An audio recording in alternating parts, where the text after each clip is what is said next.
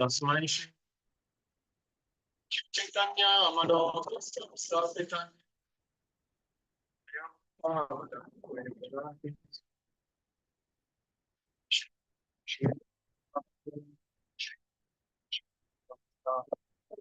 Rupa Sagrajata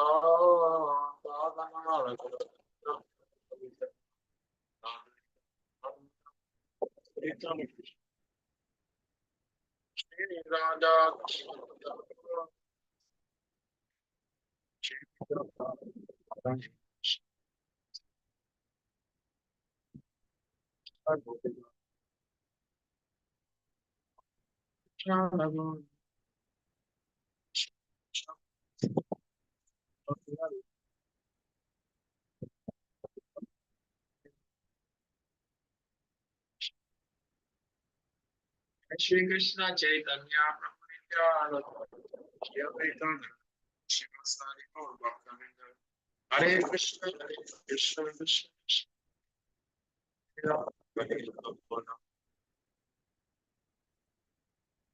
Hare Krishna. So let's start by reciting our shlokas. First, which one, Prabhu? The 5:18 to 22? 18 and 22, yes.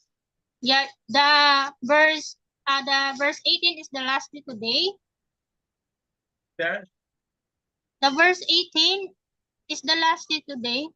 Yeah, today. You're supposed to be yesterday. Today is 22, only 22. Only 22. Only 22. Yeah. Okay. Okay, I go first. 5.22. Ye samsparshaha bhoga dukhayunaya ebate adyantavantaha kaunteya natisuramati buddhaha. Translation: an intelligent person does not take part in the sources of misery which are due to contact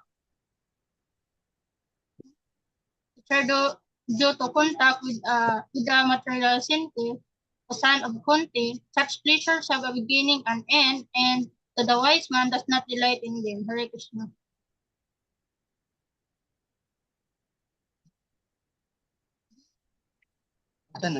Please, next. Yes, please. I go next, Prabhu. 5.22. Yes, samspalsa jaboga dukayo naya evate adiakyam tahabanta punteya natisura mate buddha. Translation: an intelligent person does not take part in the sources of misery which are due contact with material senses. O son of Kunti, such a pleasure have a beginning and an end, and so as the wise man does not delight in them. Hare Krishna.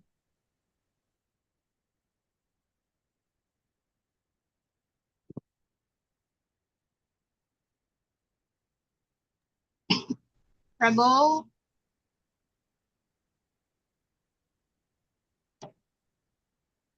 Prabhu Kabi, can you hear us? It's supposed to be automatic. I'm not supposed to be able to call the next. Thank you.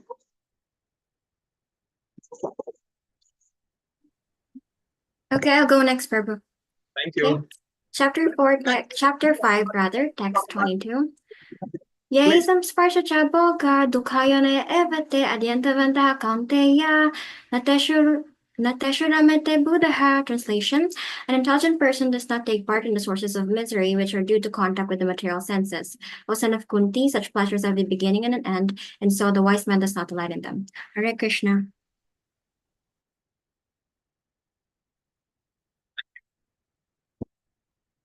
I want to go next.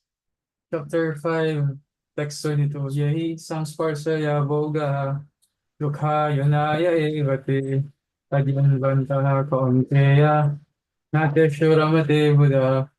An intelligent person does not take part in the sources of misery,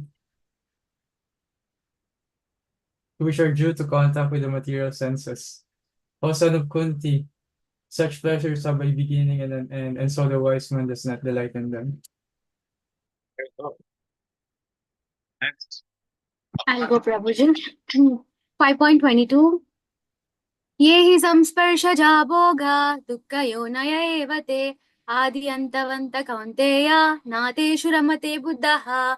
Translation: An intelligent person does not take part in the source of miseries, which are due to the contact with the material senses. O son of Kunti, such pleasures have a beginning and an end.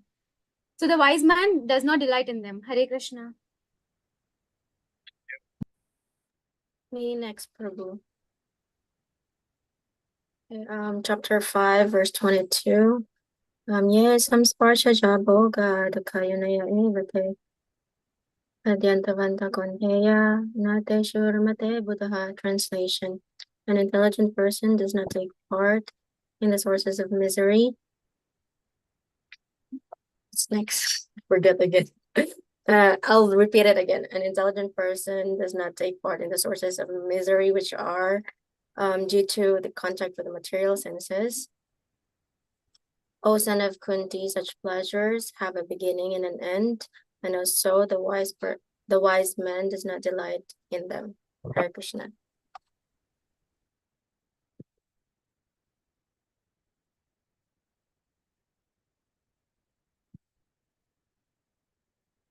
Body goes after 5 seconds, I will start the class because I say it should be automatic.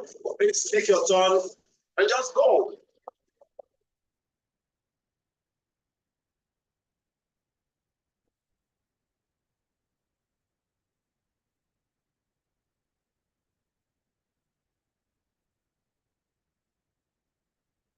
Oh, Hare Krishna. So let's continue today's class. We stop at verse number 5.14. Yeah. So now we are on 15. 15. Thank you very much, Prabhu. So before we continue, Wait, Prabhu. Sorry. 5.14 is not finished. The purport has not been read, and it was not explained much last time, based on my notation, because I wrote it. oh, very good. Thank you. I love that. Yes, let's go back to 14. So let's dive deep into the 14. Before starting 14, 4.9. Recite 4.9 to us. Fast, immediately. 4.9. Janma karma chamitevyam evam yavitatvatah chaktvadaham punarjanma na itamamite sawarjana. Translation: One who knows the transcendental nature of my appearance and activities does not, upon leaving the body, take his birth again in this material world, but attains my eternal abode, Arjuna.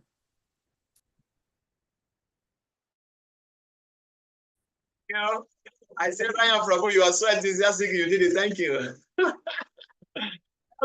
411. Iyatam prapajante tam shatay babajam yaham mama vartmana vartante manusha partha sarvasaha. Translation: As all surrender unto me, I reward them accordingly. Everyone follows my path in all respects, O son of Prita.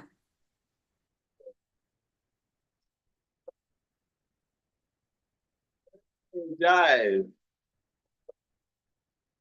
Okay. Nikki Mataji, let me try another question. I know you know it. Thank you. I'm sorry, Prabhu. I got excited. I'm trying to take them by surprise, and you are just nah, it's okay. Okay, we'll continue the class. Next time, just know that I'm going to take you by surprise. I may call anyone. Okay, so let's continue. Today, Nikki Malaji has saved you all, so you should thank all of you. Should thank her because my idea was to take you by surprise, but she saved you all. Hi. Okay, so let's continue.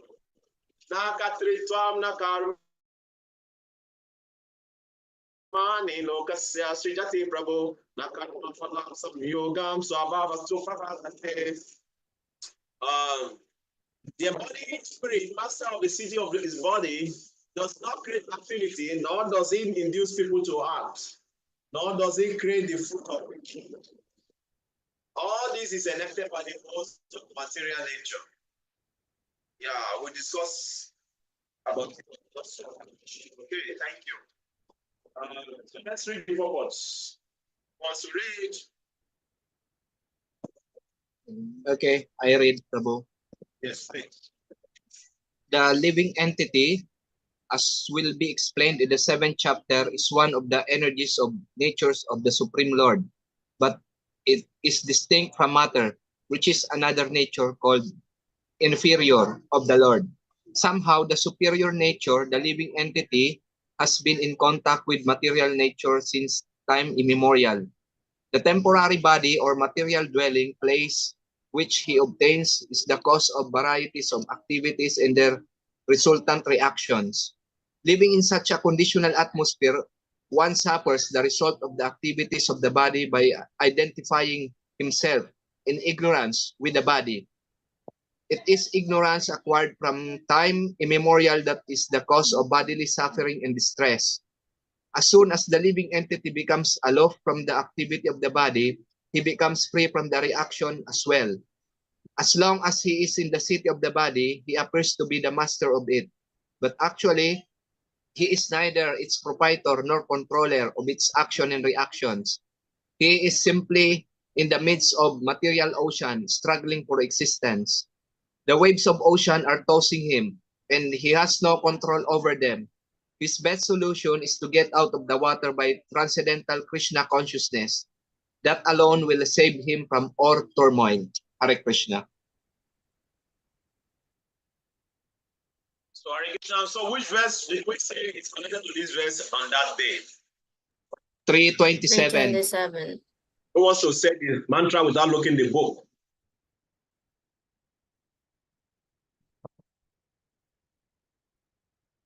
Anyone have memorized 327? No? It's all right. Yeah, we started from 4. So you have free time, memorize 327. So very nice verse also. It's telling how what explaining just what Krishna is what Krishna Prabhupada is explaining in this part of the chapter. How the material nature is the one doing everything. Actually, the soul is completely aloof. You know, just like when you are inside the car, you know, what you just do inside the car is just to start the car and move the car around. Actually, it's the car that is running the engine, doing everything, moving the speed. You just sit inside the car. You see, they just sit inside the car. You are not the car, and you cannot be the car. Okay? Well, what you're just doing is you are controlling the car. So similarly also, so if you start thinking that, oh, I am the car, that is stupid. That is stupidity or foolishness. So similarly also, we are not this body. Krishna mentioned Bhagavad Gita in chapter 18, Yatra Rudani Maya. This machine, that this material body we are inside is like a machine. So that's why I'm using the example of the car. So this machine is controlled by the 3 modes of material nature, just like the car is controlled by the engine inside the car. So the influence of the modes of material nature is what is controlling the engine of material nature is what is controlling the body. So we are not the body. The soul is completely aloof. Okay? It's not the doer, but based on the mode of nature is situated in, we determine his action, and then the goodness, passion, ignorance. Just like depending on the kind of engine inside your car, then the speed also, it will affect the speed and how it moves and everything like that. See? So that is it. So Krishna is explaining here, Prabhupada emphasizes more about how the material nature is the one actually carrying out everything we are doing. We are just sitting, just like a person sitting inside a car. So if we understand this, actually we will not be bound by the reaction of our work. Very, very important knowledge to have. See?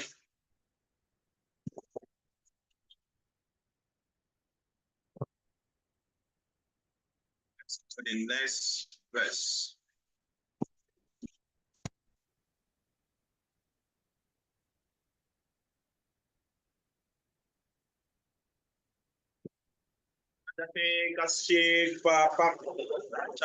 Sukritam bibo ageni na vritam gyana te na none of the Supreme Lord assume anyone sinful or pious activity. Embodied beings, however, are bewildered because of the ignorance which covered their knowledge. Please take note. So the Lord is also the cause of whatever you are doing. So you cannot blame God for your activity. Oh, it's God. No. So this verse is telling us that even though you are not the doer, still the Supreme God is not the doer. Okay? And because the Lord is not the doer, he cannot take responsibility of whatever impious activity you perform or pious activity you perform. Okay? We are home, however, either because of the ignorance which cover our real knowledge. So ignorance, the mode of ignorance that is cover our real knowledge, make us to think either we are the doer or sometimes people blame everything on God. That is why knowledge is very, very to have knowledge. You see, so let's read the purport, then we can talk more. Somebody want to read? I'll read it, Prabhu. My camera is here. The Sanskrit word Vibhu means the Supreme Lord who is full of unlimited knowledge, riches, strength, fame, beauty, and renunciation. He is always satisfied in himself, undisturbed by sinful or pious activities. He does not create a particular situation for any living entity, but the living entity, bewildered by ignorance, desires to be put into certain conditions in life. And thereby his chain of action and reaction begins. A living entity is, by spirit nature, full of knowledge. Nevertheless, he is prone to be influenced by ignorance due to his limited power.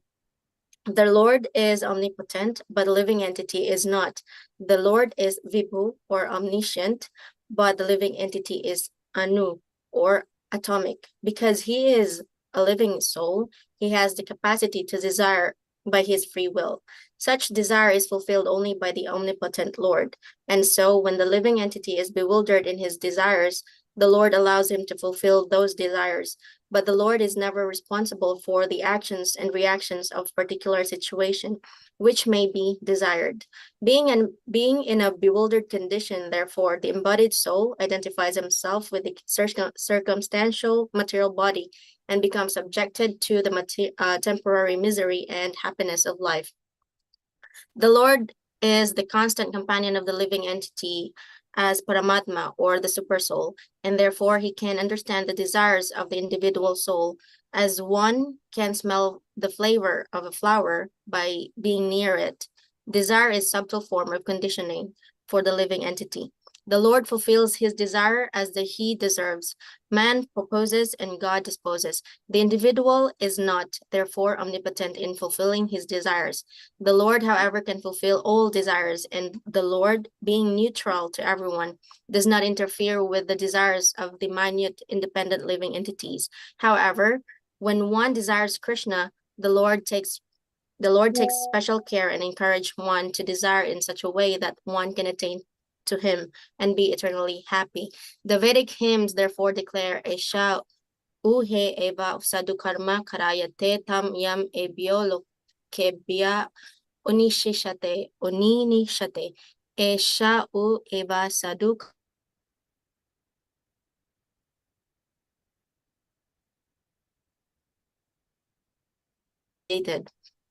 The Lord engages him in pious activities so that he may go to hell. Koshitaki Upanishad 3.8 Agnya Jantor Anisho Yam at Panaha Shukha Dukhayoho Ishvara Prerito Gachit Swargam Vashwabram Evacha.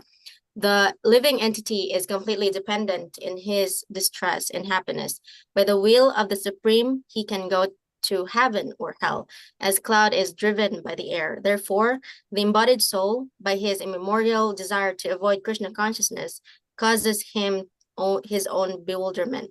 Consequently, although he is constitutionally eternal, blissful, and cognizant, due to the littleness of his existence, he forgets his constitutional position of service to the Lord and is thus entrapped by nations. And under the spell of ignorance, the living entity claims the Lord is responsible for his conditional existence. The Vedanta Sutras 2.1.34 also confirms this. Vaishamya na grinye na sapekshatvat tata hi darshayate. The Lord neither hates nor likes anyone, though he appears to. Much. So,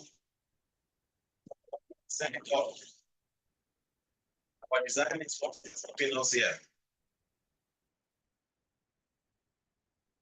Change our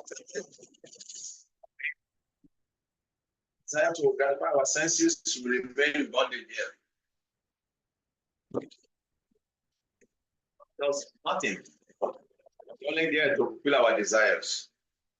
And we cannot fulfill our desire by our own power, because we are very, very significant. The law is people. Yeah, I know. The law is people, Atma. Great soul. Excuse me. Some of the words, we can't really hear it. Some of the words you're saying. The audio, some of your audio, Prabhu, is cutting off. Yeah, maybe my network. Can you hear me now? This is much better, Pop. Atma means we are minute, so insignificant. But the law is people, is grace. So we depend on him to fulfill our desires. The only thing we do in this life is to desire. I want to be this, I want to be that, I want this, I want that. See, unless the Lord fulfills such those desires, there's nothing we can do. As your proper mention in the purport, proposes, God disposes. The Lord refuses to fulfill our desire, there's nothing we can do. It's nothing. So we depend on his mercy. Even though we very hard, we still depend on his mercy to be success in life. See?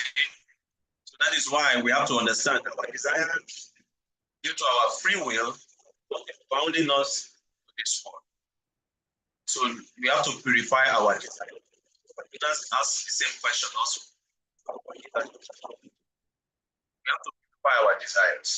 Once we purify our desires, then gradually we can desire Krishna. Because actually, Krishna is the only thing we are missing, nothing else.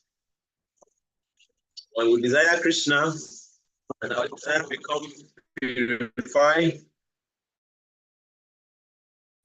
then we become a happy living entity. We understand our real or constitutional position. So let me just, what verse is that? 15. Let's read some Srila Prabhupada's quote. 15. Okay. Let me see. Here is. I hope you can hear me. Little bit, Prabhu. It's breaking up sometimes. I don't know what is with my network nowadays. See? I tell you how good, I don't know. Keep time. Get it right sometime. Give it comes. Want to reach test 13? Let's start from 13. Or you can read the Prabhu. Sorry. The Krishna conscious person has decided manasa by the mind. Determination comes to the mind, and his determination is manasa ashte sokham vashi. He has decided to work only for Krishna consciousness. Therefore, his happiness is under his own control. He doesn't have to seek happiness externally. His happiness is controlled by himself, just like a rich man is sitting in his room and everything is happening. Similarly, the soul who is in pure consciousness, Krishna consciousness, is aloof from this material body, and everything is happening by Krishna consciousness. Lecture Bhagavad Gita, chapter 5, text 7 to 14, New York of 66. Should I continue, Prabhu? Yes, next. Okay. All your activities should be for Krishna's enjoyment. But if you act for your own sense gratification, you'll be entangled by the results. Krishna is so kind that if you want to do something, first of all, he forbids it. A thief may pray to God, "My dear Lord, give me an opportunity to steal this thing." Krishna first of all forbids it. The thief insists. Then Krishna says, "All right, do it." But as soon as you do it, you become entangled. Why do you go against the will of Krishna? That is your entanglement. Krishna does not wish you to do it, but if you are determined, Krishna will let you steal others' property, and then you become entangled. That is not Krishna's responsibility, it is your responsibility. Suppose a high court judge rules that you should be condemned to death, you should be hanged. Does it mean the high court judge is your enemy and that he is hanging you? The judge is neither your enemy nor your friend. You broke the law, and the law decrees that you should hang. The judge simply administers the law. Your best plan is to surrender to Krishna and act according to his instruction. That way, you'll be happy. Otherwise, you'll be miserable. Lecture Bhagavad Gita 5.7 to 14, New York of 1966. Hare Krishna. What Prabhupada is saying in essence is whatever happiness and suffering we're encountering in this life or in this world, our desires, due to our past activities. I gave a very nice analogy. Take note of that. The judge. The judge is never either your friend or your enemy. The judge is there to make sure that justice prevails. That is the same thing also what is happening in this material world. Sometimes we see some situation and we are lamenting, oh, this is unjust, this is unjust. Come to know the bigger people of you, then you will not lament. Are you hearing me? Oh, it's still breaking. We can hear you, Prabhu, but it's breaking a little. But we can make some of the words that you're saying. I think you What have I'm to saying. come closer. Come What closer, Prabhu. Are you getting what I'm saying? Can you hear me now? Yes, Prabhu, we can Yes. hear you Now better. it's clear. Okay. So what I'm saying is that the judge is neither your friend, your enemy. It's there to make sure that justice prevails. So similarly, whatever we do in this life or in the past, we are getting the reactions. And that's producing happiness and distress. Whatever fruit we are eating, whatever we are getting in this life is what we have done in our past. That is why we have to be very conscious. We have to be responsible. We have to know that whatever we are doing is based on the scriptural rules. That is why Prabhupada is always emphasizing we should act in Krishna consciousness. Very, very important. I have one friend in Singapore. He was in Nigeria for many years. He was working in Nigeria. So when he went back to Singapore, he was telling me how the Singapore temple there, they don't have resident devotee. Do you know that? Do you know that there's no resident devotee in Singapore temple? You know that? Do you hear me? Come again, Prabhu? There is, Prabhu. I mean, there are Bengalis. There are, Prabhu.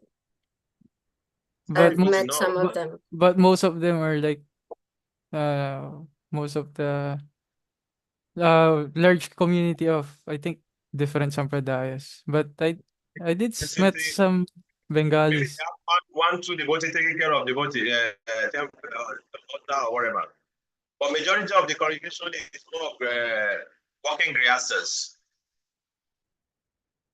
And many of the working grihastas, they have services in the temple. You know that. Yeah, some of them do take care of the deities, they take care of the, cooking and all those activities, So in that way, this is how the grihasta devotees try to be Krishna conscious. You see, and by doing that, by becoming Krishna conscious, even though they are working, I'm very sure also the fruit of their work, some part of it will be utilized in Krishna service. This is how devotees should be. This is how we should evolve in devotional service. That you become so Krishna conscious that even if we are doing whatever things we are doing in material world, we still find time for Krishna service. No politics, don't be getting yourself involved in just service. You come to the temple, get some service, and do it regularly, and go and do your work, and do your service, and do your work. In that way, always Krishna conscious. And such devotee, they will be responsible grihastas. They will not be like anything like, like play politics, so the temple did not give us money. That Prabhuji, the temple is getting all their own money. If everybody is working and getting their own money, nobody will be envious of the people in the temple. You see? But if people are just they don't want to work, then they will put so much energy on the people who are in the temple. Oh, yeah, this person is getting all the money, is getting all the money from the Indians. Then they start trying to talk bad about the person, playing politics about that. See, I've experienced this also, so I know and I have an idea. I know what it is. So, but when devotees, when we are responsible, we are working, and at the same time, we have specific service to Krishna in the temple. You care less about politics. You just want to serve Krishna, take care of your family. So that is the devotee's life. So to be Krishna conscious, add Krishna to our life. In that way, we will not be bound by the reaction of. In that way, we will always be Krishna conscious, and you will not, there's no time. We not have any karmic reaction in your work. Because whatever frustration, whatever anxiety, whatever pain or enjoyment we're experiencing now is due to our previous desires and actions. That is why Krishna is saying here, the Lord is not the cause. It's based on your own desires. Let me read surrender unto me to buttress these points. Verse 15. You see, let me see if somebody can read that. Verse 15. Can you see my screen now? It's coming up. If you are not seeing it now. Not yet, Prabhu. Now, yes. Yeah. Yes, you just read the purpose.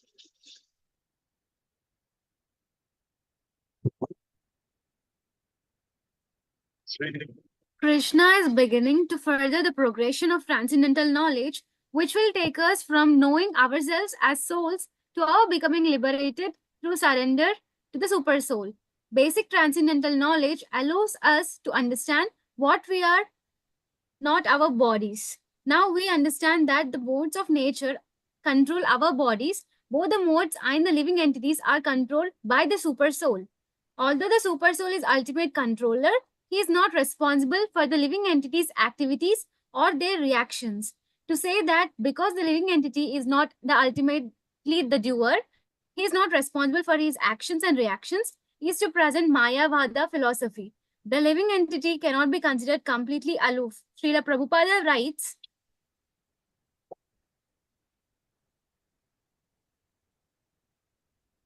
the Supreme Lord does not create a particular situation for any living entity, but the living entity, bewildered by ignorance, desires to be put into certain conditions of life and thereby his chain of action and reactions begins.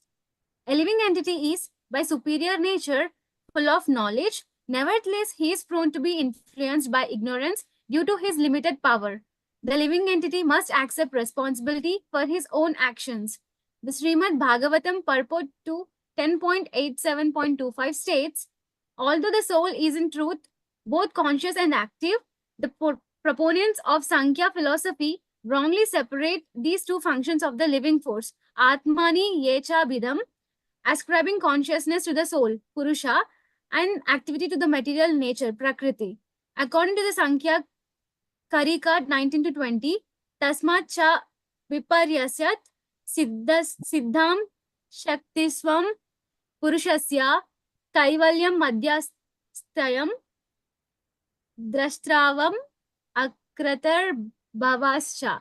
Thus, since the apparent differences between Purushas are only superficial, being due to the various modes of nature that cover them, the Purusha's true status is proven to be that of a witness, characterized by his separateness, his passive indifference, his status of being an observer, and his inactivity. Tasmat tat samyogat acetanam chetana vat iva lingam guna kartarve pitata karteva bhavati udasinaha. Thus, by contact with the soul, the unconscious subtle body seems to be conscious, while the soul appears to be the doer, although he is aloof from the activity of modes of nature's modes. Srila Vyasadeva refutes this idea in the section of Vedanta Sutra 2.3.31 to 39 that begins Karta Shastarta Vatvat. The Jiva soul must be performer of actions because the injunctions of scripture must have some purpose. Acharya Baladeva Vidyabhushana and his Govinda Bhashya explains the Jiva, not the modes of nature, is the doer. Why? Because the injunctions of scriptures must have some purpose. Shastrartha Vatvat. For example, such scripture injunctions as Sarvarga Kamo Yajate, one who desires to attain the heaven should perform ritual sacrifice, and Atmanam Eva Lokam Upasita, Brihad Aranyaka Upanishad 1.4.15, one should worship with the aim of attaining the spiritual kingdom, are meaningful only if a conscious doer exists. If the modes of nature were the doer, these statements would have served no purpose. After all, scriptural injunction engaged the living entity in performing prescribed actions by convincing him that he can act to bring about certain enjoyable results. Such a mentality cannot be aroused in the inert modes of nature. This is a long quote. It should be placed as an extract in the laid out book. How the living entity in the tight grip of material nature is a doer can be compared to the attempt of small boy to lift a weight he has just seen his father lift. The boy desires to lift the weight and then he tries. He cannot possibly succeed, but out of affection, his father sees his small son desire, stands above him, and does the actual lifting. Thus, the father has actually lifted the weight, but he cannot be considered the only lifter, because unless the desire was expressed and the attempt made by child, the father would have never helped and the weights would have not been lifted. Similarly, like the small child, the living entity should not become bewildered by false ego and pride and consider himself as a doer of activities which he has no ability to perform. That does not mean, however, that the living entity can avoid the responsibility of having performed the activity because he both expressed the desire and made the attempt. When the living entity is ignorant of his eternal relationship with Krishna, he chooses his independent position, which in turn wells him into the material nature and places him under its control. Thus, he is responsible for his own actions. Srila Prabhupada writes in his purport, the Lord is Vibhu, or omniscient, but the living entity is Anu, or atomic. Because he is living soul, he has the capacity to desire by his free will. Such desire is fulfilled only by omnipotent Lord. And so, when the living entity is bewildered in his desires, the Lord allows him to fulfill those desires. But the Lord is never responsible for the actions and reactions of the particular situation which may be desired.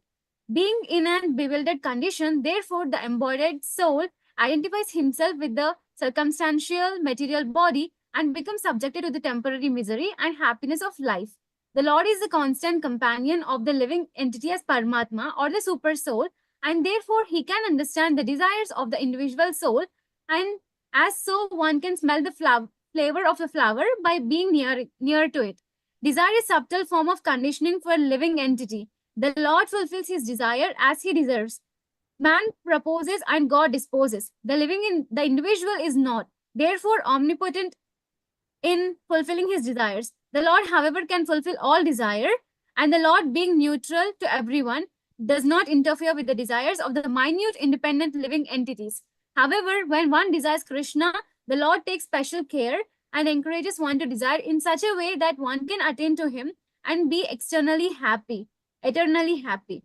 Although the living entity is not the ultimate doer, he is still responsible for his actions because his actions are all the result of his desire to turn away from Krishna. The supersoul acts as a living entity's best friend and fulfills his desires. Even though he is the supreme controller, he cannot be held accountable for the living entity's choices because he acts only as a neutral sanctioner.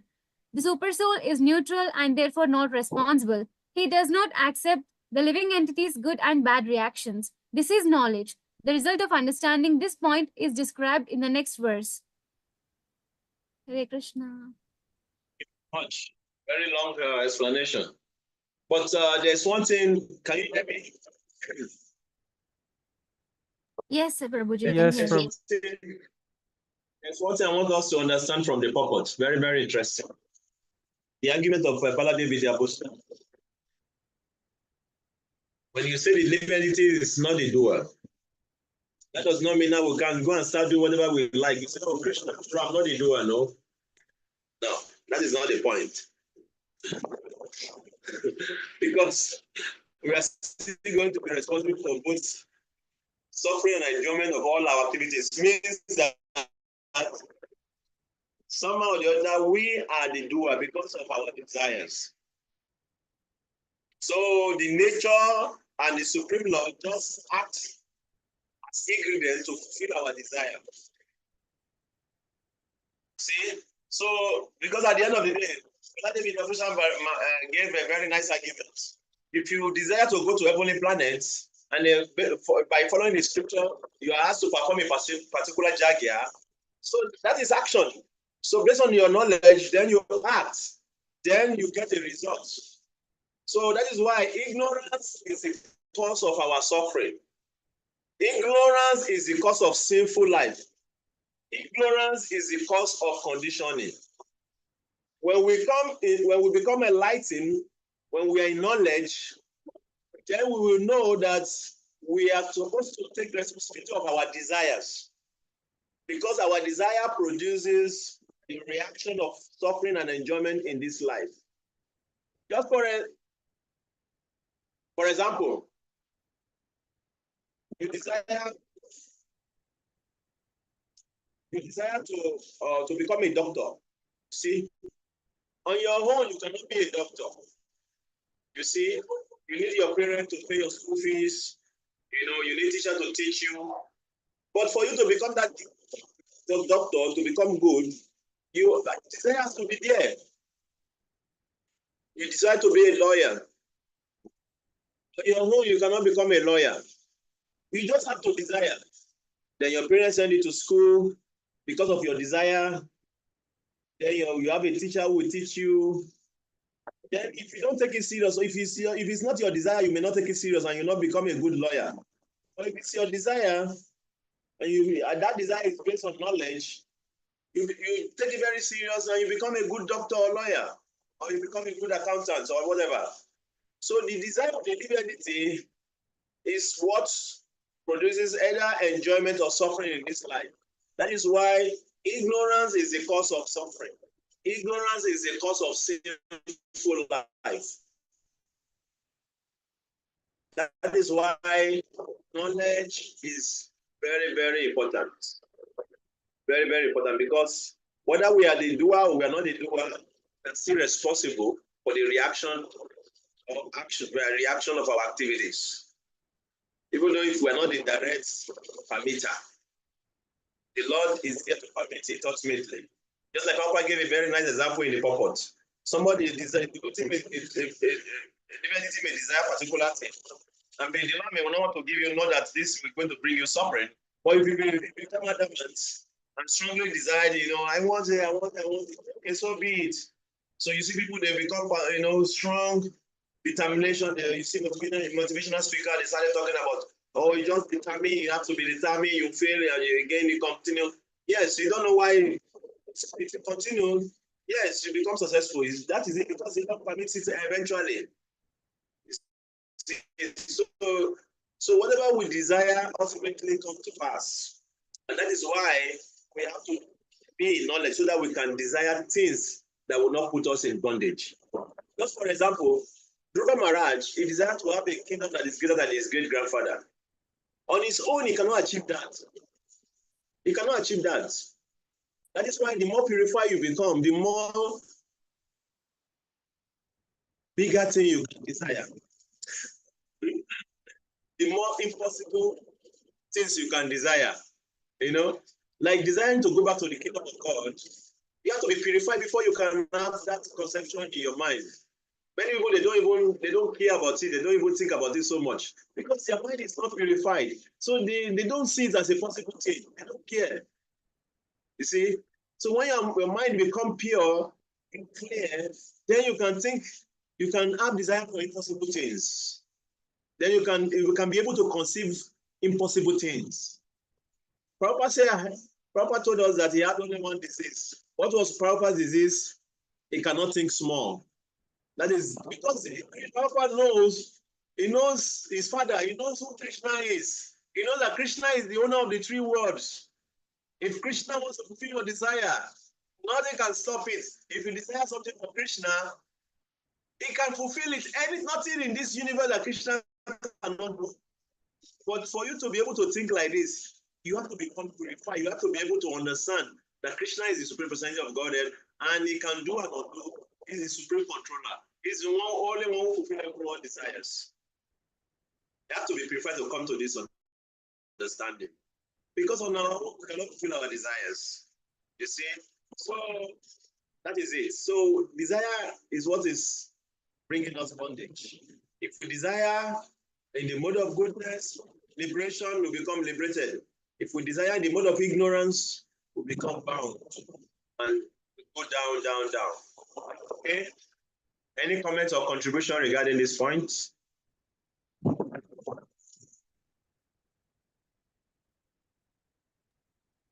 Prabhu Kabi. Excuse me, Prabhu Kabi. Prabhu Yes, Kabi, go ahead, Prabhu. I just want to ask a favor. Can you give me the surrender unto me about this topic? I want to read it and understand well. You say what? The surrender unto me, the one that read by Mother Tripura. What do you want about it? About that file, I want to read it again. Can you give me that? You're supposed to have a copy with you. Where in the? See, you're not reading it. You see, you're not reading it. It's in in WhatsApp. I shared it right. Okay. I did not. Maybe I did not check it. Okay, thank you. Oh, Krishna exposed you. I caught you. Yeah, you are not reading it. Yes, I share it right from beginning. I'm only referring to it. Sometimes I speak from it without reading it. Sometimes I'm just referring to it to tell you that you can go and read it also. You see? Sometimes I bring my explanation from there also. Because the explanation from the surrender to me is a combination of Balade Vidyabhushana and Burijan Prabhu and Vishwanatha Chakravarti's commentary also. So sometimes when I read it before the class, then I come to class, sometimes I speak something from here. Sometimes I directly want to read from it so that I can tell you that you can read it also. You see? So now Ryan Prabhu has told me that he is not reading it. He doesn't even know that I shared it in the beginning. Oh, very good. I caught you. Thank you. So now are you going to read it now? Ryan Prabhu. And not now when I get Are you home. going to read it? Yeah, I need to find it, the file, maybe it's, the download. Okay. Thank you, Prabhu. No. You just see. Okay, you click, if you want to get the file, you click on top of the group name. When you click on top of the group name, you will see links. You will see links, documents, and all those things. Click on the documents. You will see all the documents that they have been sent into the. Okay. Okay. I will check it later.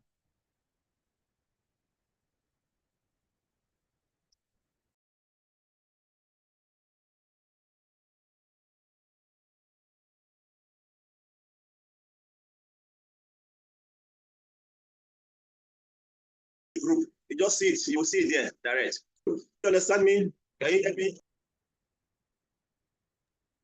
Okay. Okay, Prabhu. Thank you. Did you hear me? Did you hear me on how to get the file? Yes, we did. Yeah, I just want to confirm that you got me. I'm just explaining to you how to get the file to make it easier for you. Okay. My duty is to make it simple for you. Okay. Thank you. Let's continue.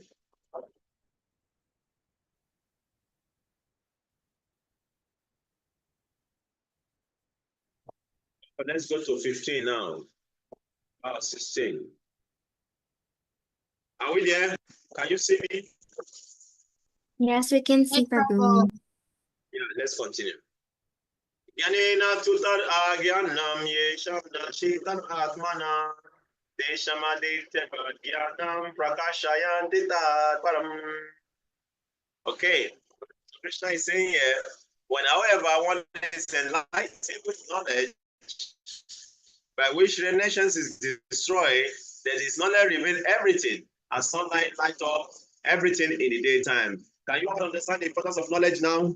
That is why we have to study the scriptures. It's very, very important. There is no alternative to studying the scripture. There is no alternative. Just like you eat every day, somehow or the other, you read a passage in the scripture every day. Just a passage is enough. If you don't have time, just a passage, you know. And if you're so busy, at least you have time to eat. Have you been so busy that you cannot eat? I just want to ask this question. Have you been so busy that you cannot eat? Somebody should answer me, please. Have you been so busy that you cannot eat? Yes, that happened already. Yes. But then, Erika, you have been so busy that you cannot eat. Wow, that is very wonderful. Okay. Okay, no problem. I will remind you of this in the future. Okay. Say. So even though we are so busy, we still find time to eat. I know that.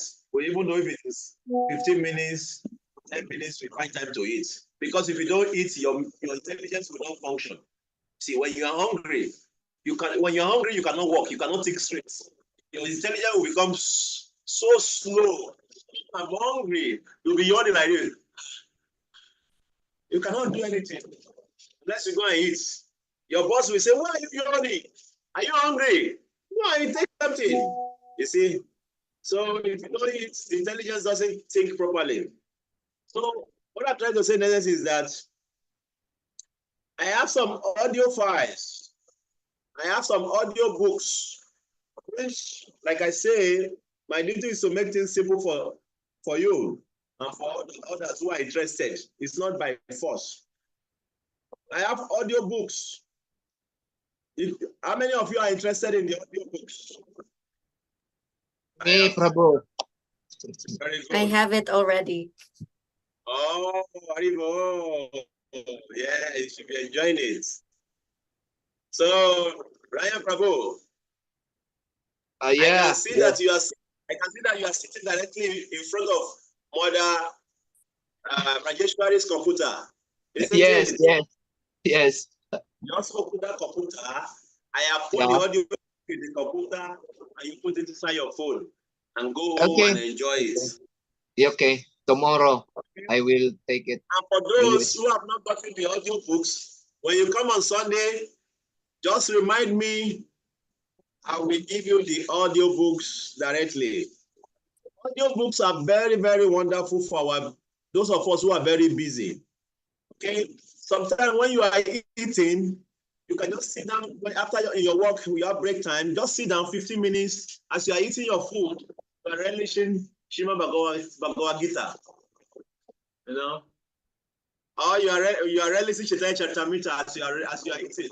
You are relishing. You are listening to the audio book. Or sometimes if you before sleeping, 30 minutes before sleeping, you just play the audio book 30 minutes. You know, and you relax yourself and you are listening to the book. You know, and after 30 minutes, you just off it and you sleep. In this way, you are reading the scripture without not to the stress of carrying the books. It's the same thing. Because when you are reading also, you are hearing it in your inner voice. When you are reading, you are listening with your inner ears. Similarly also, when you are listening to audio book, it's the same thing. So knowledge, there is nothing that is equivalent to knowledge. Knowledge is power. Knowledge is everything. You see, it is said that readers are leaders. Readers are what? Leaders.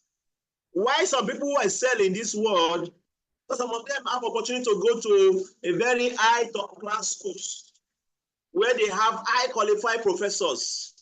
You see those students who come out from that school, they always do different. You know, then when you ask them, you know, oh, this student is come from this school. Because the way of impacting the knowledge, the lecturer, they are top notch. So knowledge is very, very important. So there's nothing equivalent to knowledge. Knowledge can make you, can liberate you. And if you don't know it, you don't know it. It's as simple as that. If I ask you 16 and 16, you don't know it. You just have to press your calculator. It's as simple as that. If you don't know it, you don't know it. If I ask you 16 and 16, you don't know it. You have to press your calculator. It's very simple. If you don't know it, you don't know it. Okay? So that is how powerful knowledge is. So when we spend our time to cultivate knowledge in Krishna consciousness, that will lead to liberation. That's what Krishna is saying here. When, however, one is enlightened with knowledge, by which nations is destroyed, means when you have knowledge, ignorance is destroyed. When ignorance is destroyed, the knowledge reveals everything as sunlight, light up everything in daytime. When nations is destroyed, your ignorance will be destroyed. Everything will look like Krishna mentioned in Gita here, like sunlight. Just like now we are all in the room, is that we are at night now. If I switch up if I have the control to that your room light now, and I switch it off, you become scared. You'll be scared so that you don't kick your computers. You'll be scared so that you don't step on your phone. You'll be scared so that you don't kick something or water away. You'll be scared so that, then if you mistakenly now see a rope hanging on the wall, look like a snake. Oh, that is the peak of your fear. Oh, where is the snake coming from? So that is when we are in ignorance, we are always fearful. We are always scared. We are always afraid. But when somebody comes and switch on the lights, our fear disappears. That is the power of knowledge. You cannot equate it to anything in this world, especially transcendental knowledge in Krishna consciousness. Let's read the purport that we stop here today.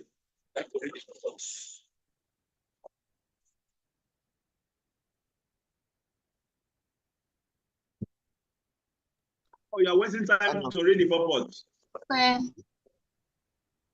Those who have forgotten Krishna must certainly be bewildered. Those who are in Krishna consciousness are not bewildered at all. It is stated in Bhagavad Gita, Sarvam Janaplagina Janagni Sarvam Karmani and Nahai Janina. Sadram, knowledge is always highly esteemed, and what is that knowledge? Perfect knowledge is achieved when one surrenders unto Krishna. As is said in 7th chapter, 19th verse, Bahonam Damanam Anti Janavam Mam Tapajanti. After passing through many births, when one is perfect in knowledge, surrender unto Krishna, or when one attains Krishna consciousness, then everything is revealed to him. As everything is revealed by the sun, in the daytime. The living entity is bewildered in so many ways. For instance, when he unceremoniously thinks himself God, he actually falls into the last snare of nations. If a living entity were God, then how could he become bewildered by nations? Does God become bewildered by nations? If so, then nations or Satan will be greater than God. Real knowledge can be obtained from a person who is perfect Krishna consciousness. Therefore, one has to seek out a bona fide spiritual master and under him learn what Krishna consciousness is. For Krishna consciousness will certainly drive away all nations, as the sun drive away darkness. Even though a person may be of knowledge that is not this body but intranscendental to the super soul, however, he can know everything well if he cares to take shelter of the perfect bona fide Krishna consciousness spiritual master. One can know God in one's relationship with God only.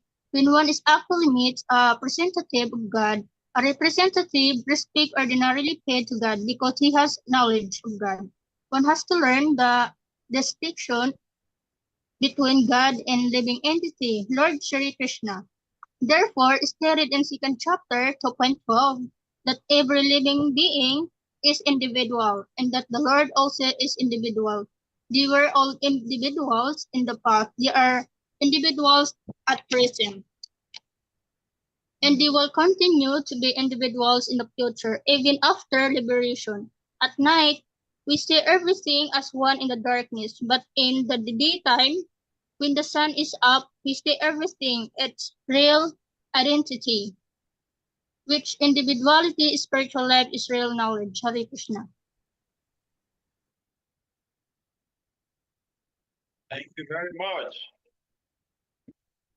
Identity with individuality is spiritual, real life is knowledge. That is all Pastor. Prabhupada is speaking like that because consider some of his listeners to be impersonalists. Doesn't believe in individuality. They believe that divinity and God, they are one, they are the same. Okay, so that is why Prabhupada concluded with that. So real knowledge is to surrender to Krishna, to know Krishna to be the supreme, to know the supremacy of Krishna, and to understand our own constitutional position also. So it's very, very important to understand this. Thank you very much. Krishna will continue to, re-emphasize this point. I'm going to be hearing it again and again till the end of this Bhagavad Gita. So that is the purpose of Bhagavad Gita, to put us in our own original constitutional position. At the end of Bhagavad Gita, Arjuna will confirm what Krishna is saying. Nashta moha smriti labda. We say, Krishna, Nashta moha smriti labda. My illusion is gone. Nashta moha smriti labda. I've regained my memory. Karishye vachanam tavaha. Now, Krishna, I'm going to carry out your instruction. The whole Bhagavad Gita is spoken so that we can just follow the Krishna's instruction. Simple. What is Krishna's instruction? Do your duty for me. Surrender everything to me. While you are doing your duty, think of me. This is Krishna's instruction. This is the essence of Bhagavad Gita. See, Krishna wants to convince Arjuna to perform the duty on the battlefield for his pleasure. This is the whole essence of Bhagavad Gita. So once you have understood that essence, then you have understood Bhagavad Gita. To do your duty, pleasure of Krishna. Again and again, Krishna will continue to re-emphasize, will emphasize this. Again and again, will continue to say it again and again. Okay. Thank you very much. We stop here. We continue tomorrow. Tomorrow is Friday. Continue tomorrow. And yes. So, Hare Krishna. Pasindavya Vachapatidana Pavanadya Vaishnavya Namo. Class picture, Prabhu, Let's smile and take one picture. before we go. Okay, everyone. Big smile. Hare Krishna. 1, 2, 3. Okay. Smile. I cannot see your smile. Smile. Smile. Smile. Okay, thank you, Prabhu. Thank you, everyone.